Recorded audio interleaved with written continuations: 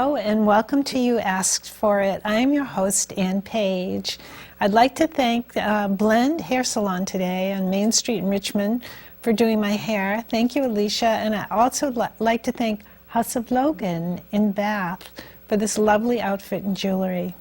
Today I have an iconic jazz guest, and his name, I'm so excited to have him, Brad Terry. I've heard about Brad Terry for years. He is, by inheritance, a son of Maine because his grandparents had a home in Vinyl Haven. Is that correct? It was a summer home. We weren't legally Mainers, but. But you came to Maine a lot into Vinyl Haven in the beginning of your life, and. However, your parents had a very interesting career internationally, and you were born in The Hague. Yeah. And you traveled all over the world with your parents? Well, not all over the world, but it was immediately after the war. My father was rebuilding. He was in charge of a company doing business all over the world, headquarters in Europe. And they lived in Holland for 9 years before World War II, which is why I was born there. Yes. And I traveled back and forth to Europe with him a couple of times, but then mostly in the last 22 or 3 years, since 1991, going to Poland. Been doing that on a regular basis, and I've been to most of the southern Europe. Well, not all of the southern. I haven't been to Spain or Portugal, or I've been to Italy briefly. There's still time. Yeah. Well, one of my things on the bucket list is to definitely see more of this planet before I have to check out. There you go. Well, what was it like being in post-war London as a child? It was pretty exciting. I was 9 years old, and the company flat and the office in London miraculously survived the war. And we were right. The company flat was on Jermyn Street, less than a block from Piccadilly. And practically every other building in the area was just piles of rubble. Yes, and what happened one time, the building next door to you, there was a bomb that went off. Yeah, rocket. The theory was that a V-2 bomb had gone down the air shaft in the middle of the building and set fire to the building, and it was gutted, but the bomb didn't actually go off. And I can't remember, 2 or 3 o'clock in the morning, it did go off. And it was pressed right up against our building. And what had been a shell of a building was an empty pile of bricks the next morning, and it bounced my parents out of bed, and all the dishes came off the shelves. Wow. It was pretty crazy, pretty exciting for a 9-year-old. And it must have also been so interesting to see all the rubble and all the destruction that had happened during the war, and you're riding around on your bicycle. And well, I was pre-bicycle because I was only 9 years old. So you were but walking. I was sort of a latchkey kid before it was popular, because my parents were mostly on the continent, as they called it, Holland and France and Germany, rebuilding the offices there. And I was going to a school in London on either number 19 or 21 double-decker bus all by myself, and coming home, and very often my parents went there. And so the switchboard operator and the maintenance guy, we became very close friends. They took care of me. Oh, that was sweet. It was a very, very interesting time. So you traveled a lot as a child because of your parents' Well, career. we mostly England. We stayed there, pretty much stayed put. And then what happened is that I was failing miserably in school, which we found out later why. And all the experts said that I needed more structure, and so they shipped me off to boarding school, spring term of the 4th grade. And no more exploring London by myself. That was change of plans. So as things evolved, you found yourself in Connecticut. Your parents had a lovely home in Connecticut. And how interesting that your parents' next door neighbor was a name everyone knows, and that was Benny Goodman. Benny Goodman, yeah. Well, he lived about a mile away, I guess, or a mile and a half away. And my dear mother, she was not afraid of talking to people. She was very outgoing, and she met him somewhere, and asked him, went right up to him, said, "Look, what do I do with this 13-year-old who doesn't do schoolwork? All he does is play a recorder by ear and doesn't do his schoolwork." And Benny said, "Get him a clarinet," and that was the beginning. And that's why I've got this thing here. Oh, and tell me, there's an interesting story about that clarinet. Where was it made? Well, this one.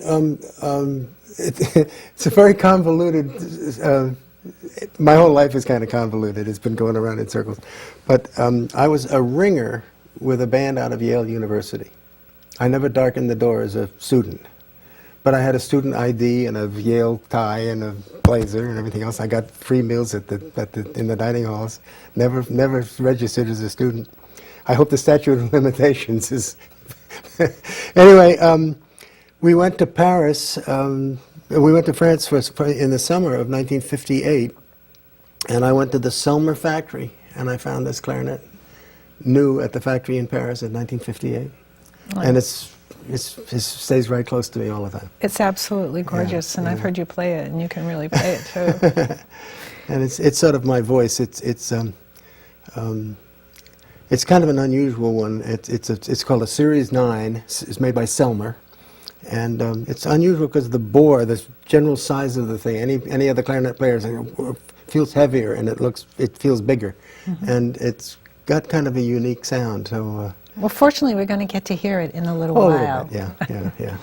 So you had this clarinet and you started playing, and suddenly you're in New York City and you're playing with who? Some of the greats. Well, it took a long time. The deal was that after Benny told my mother to get a clarinet, the local store in Stamford, Connecticut, had a deal where if you bought the clarinet, they gave you 3 free lessons. Okay. And that was it. I said that was the beginning of my music career and the end of my academic career simultaneously. Because I never could get anything done in school. And I just started, which is what I do now, 60 years later. I just blow air through one end of it and see what comes out the other end. I really don't know what I'm doing. Well, it's pretty magical. I don't read music. I never officially studied music. I made 4 different attempts at rather prestigious music colleges to try to learn read music, and I couldn't do it. And there's a reason for that.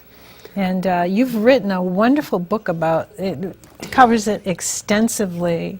And the book is titled, I Feel More Like I Do Now Than I Did Yesterday. And I read this book. It's spectacular. And it's true, I promise. As much as possible, it's true. I'm not guaranteeing anything. but tell us why. There was a reason why you had difficulties in school and why you could not learn to read music. Well, I do delve into it. When I was 58 years old, I discovered and was diagnosed with major league ADD, and I had no clue. How did that make you feel at 58 after you'd gone through your whole life? I went through all the phases. Again, this is convoluted. I ran a boys' camp for 25 years. Yeah. One of my campers showed up with his 2 sons and said that he had ADD and one of his kids did, and it was interesting. And I started talking with him, and it sounded like he was talking about me. And so I went and did a little research, went to a bunch of schools to get report cards, because I'd been sent off to boarding school in 4th grade. And I found those report cards with teacher comments that read like an ADD textbook. Every buzzword is there. And I was getting, the reinforcement I was getting from the time as long as I can remember, was that I was lazy and stupid. Not a good message to give a child. And the lazy part, I think maybe now is true, but I hope I'm not stupid. But anyway, now where were we going with this? Well, about the ADD. Well, what happened was your career segued because it was a time in history when you really needed to know how to read music. And I tried. And you couldn't. So you took a little career path away from that, and you spent 20, 25 years running a boys' camp, driving a bus. A lot of things. The one sort of glue that holds the whole story together is my interest in music. And there were times when it was going well and times when it was almost non-existent, but it's been a constant thing. That's the only thing. One of the problems of putting this book together was that there's so many things were going on at the same time something else was going on. The camp ran for 23 years. I actually ran it. I was playing music. I was teaching school. I was driving school buses. I had all kinds of jobs along the way, and spent some time in the Army. Just all kinds of crazy things. And But the music stayed the music constant. is the one thing that's remained constant. And so far, it's still a learning experience. Well, that's incredible. And I'm pretty much decided that as long as I can keep learning and developing and having new ideas about it, I think I'll keep playing until that stops. And if that creative thing just dries up at some point, that'll be the time to say, okay, I've done that and been there. I can't see that happening with you. But well, I hope not. There's a wonderful chapter of your life about the country of Poland. Mm-hmm. So could you share with our audience what happened with that? Yeah. Well, I can back up just a bit, because there are lots of points in my life where if I had stepped off the curb into the front of a large bus, it would have been fine, because I had had some incredible experiences. That was the end of the chapter. And the Polish thing is one of these 1 in a million experiences that I was involved with the main jazz camp here. We had a trombone teacher who had to bow out at the very last minute. His mother got sick or something happened and he couldn't come. He sent a substitute. He was a delightful guy. We started talking. He told me he had students in Poland that he was teaching jazz to, and I didn't believe him, so I bought a ticket and went to see for myself. So I hope the guy's mother is okay, but because of that, and what's the chance of that? The day before camp, the guy gets sick and can't show up. Crazy. And how many years now have you been going to Poland? Almost, I think it's 22 trips altogether since 1991. What an incredible experience, not just amazing. For you, Absolutely but amazing. for the students' lives that you have touched. It's been great fun, and I think some of the people who might be watching this have heard those remarkable Polish kids that I brought over here. We did a concert at the Chocolate Church, and they've been on public TV a couple of times, and remarkable. They were 11 and 13 when I met them. And this year they are 31 and 33, so I'm hoping to go back to Poland for our 20th anniversary. Well, they're all superstars in Poland. You Big better shots. go. Big shots. Yeah, I'm working on it. Yeah, and you told me in Poland there's such an emphasis on music in the school system. And they start them, what, in the 3rd grade with They classical start them piano? full-time music school in the 3rd grade, and they audition, and they have to play at the end of the year. They all start with piano. They have to play certain classical pieces at a certain level or they kick them out. I mean, it's pretty tight. And the 2nd year they can start with a different instrument, but they maintain piano all the way through, all the way through high school. And the result is that you get these junior high school kids who are technically absolutely phenomenal. And they work at it. It's serious stuff. Tell me about the Polish people, because I'm very interested in, because my mother was Polish, I want to hear about the Polish people. Well, the easiest way to say, in 1991, I didn't have to visit for very long to realize why people have been fighting over that country for 2,000 years. The hospitality, the warmth, the friendship, the just wonderful, wonderful. And they love you, experiences. Brad. You're Well, revered. and I really love them. I think it's a two-way street for sure. So it's been an amazing. And then I in the book is a diary of my first trip in 1991, and actually the writing starts on my 5th or 6th trip. I'd been diagnosed and was in Poland with no medication, but I had the Hallowell book and a couple of other books. And that's when I started writing about my situation and what was going on and how I was feeling. Right. And that's when it all started. And so there's a diary, and that is where the book starts. And then later on in the book is the next to last trip that I took, which was almost a month, which included 5 concerts in 5 cities in Ukraine in 5 nights.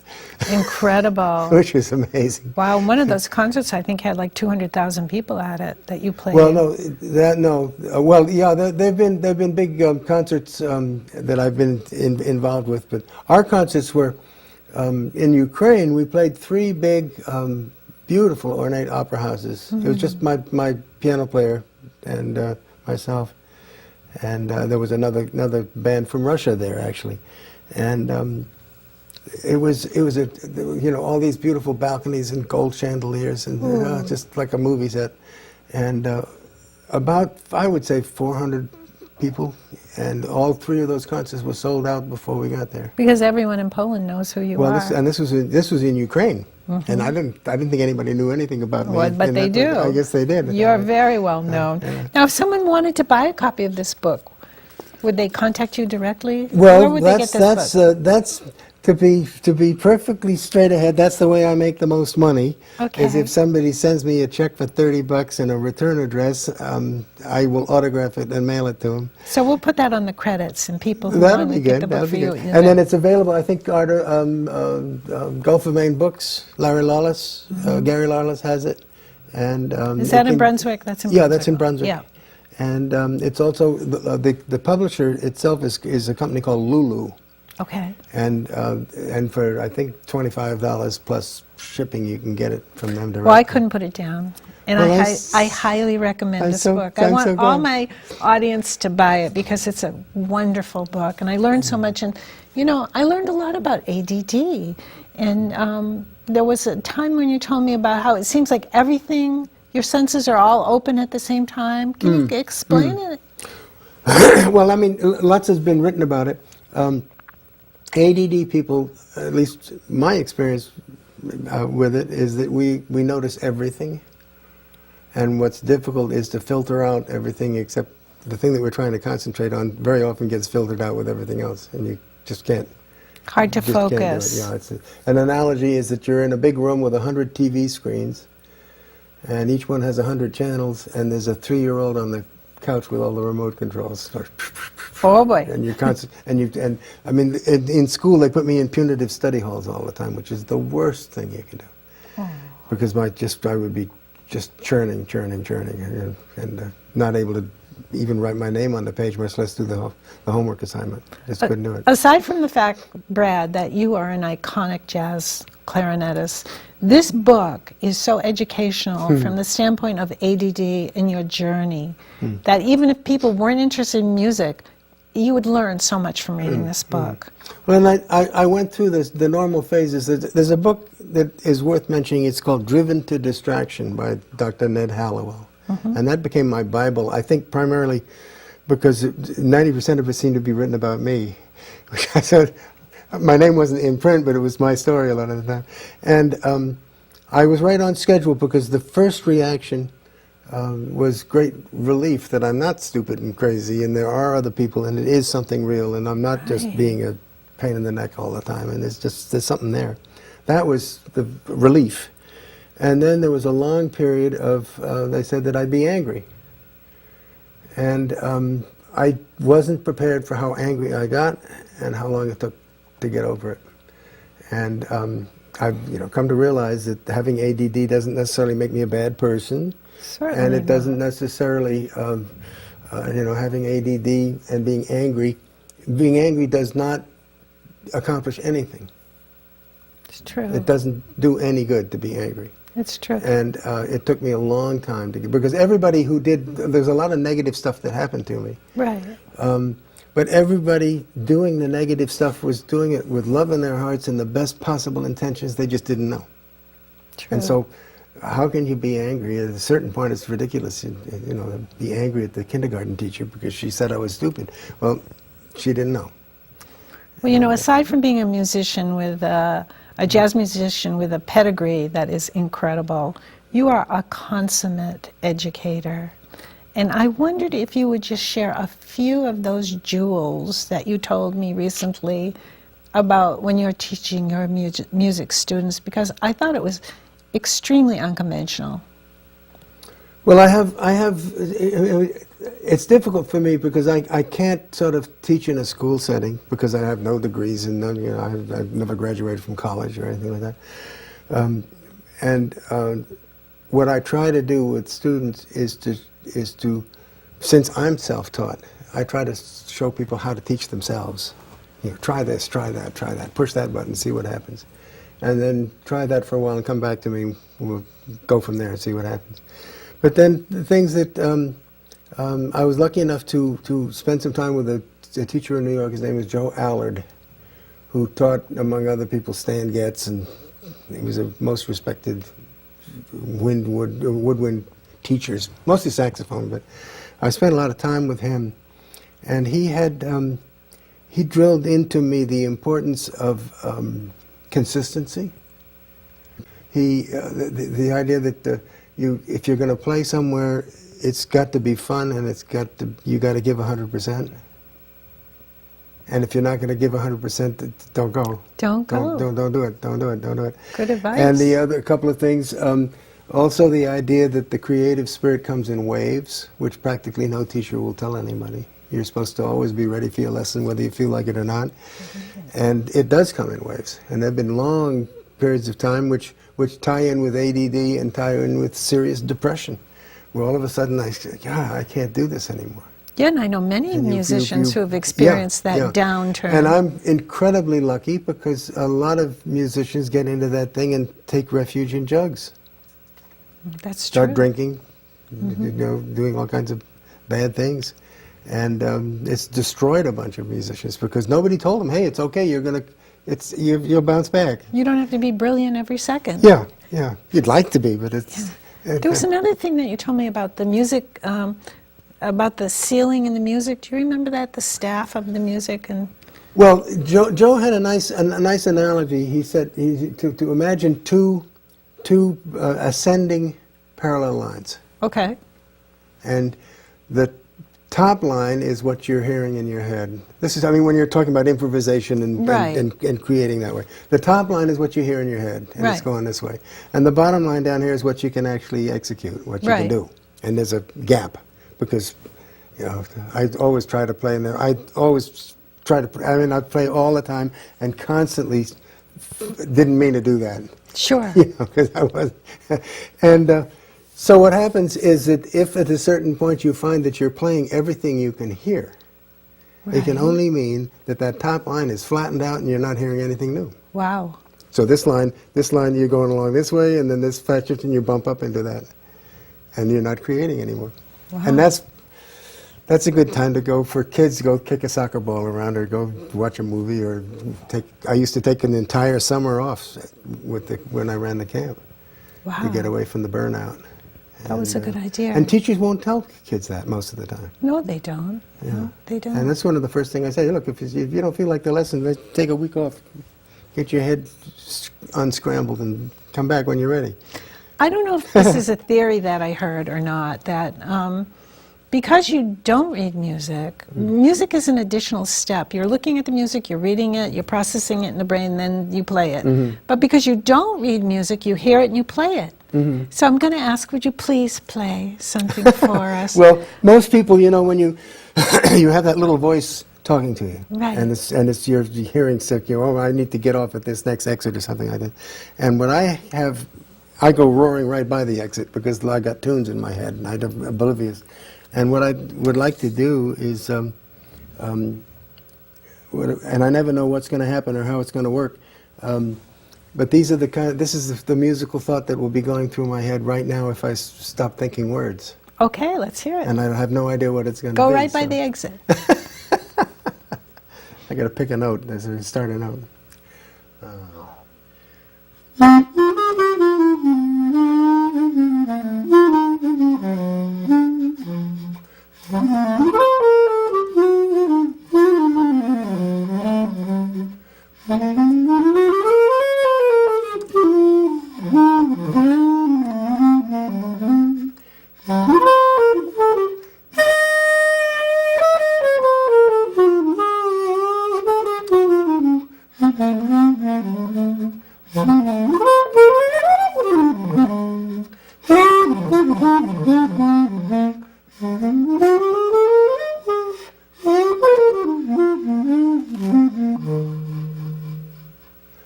Beautiful. And I have absolutely no idea where that came from or what it is. It's not a tune. It's not based on anything. That's just shutting everything off and letting the. And I think I played everything I heard, but I'm not sure. Well, Brad Terry's going to be back for more with his very good friend and musical partner, Peter Herman. We're going to do another half hour for you guys, Yes, right? that'll be Yeah, wonderful, that'd be and that wonderful. will be just music. Yeah. Peter's great fun. He's 28 years old, and he's playing tunes that I've known for 60 years, but he's hearing them for the first time. and he will throw curveball chords at me. He got very different ideas, and I keep saying, God, I was looking for that chord 45 years ago, and there's what I've been looking for. And he's just very excited. Keeps me on my toes. I have no idea what he's going to do next. Oh, that's going to be fun. Which makes it fun. Yeah. We are looking Very forward fun, to yeah. that. Thank you very much Well, for thank being you. my Is it a guest half hour's gone today. by already? I believe it has. Oh my God. Can we do Yeah, one keep more tune, Steve, or are we good? We can do one more. Go ahead. Okay. Yeah. Well, let's see. This tune's been driving me crazy. It's called Fine Romance, and I learned it from the famous Mr. 5x5, the singer Jimmy Rushing. Okay. I learned this at the Newport Jazz Festival. He taught us this song, so I'll see if I can.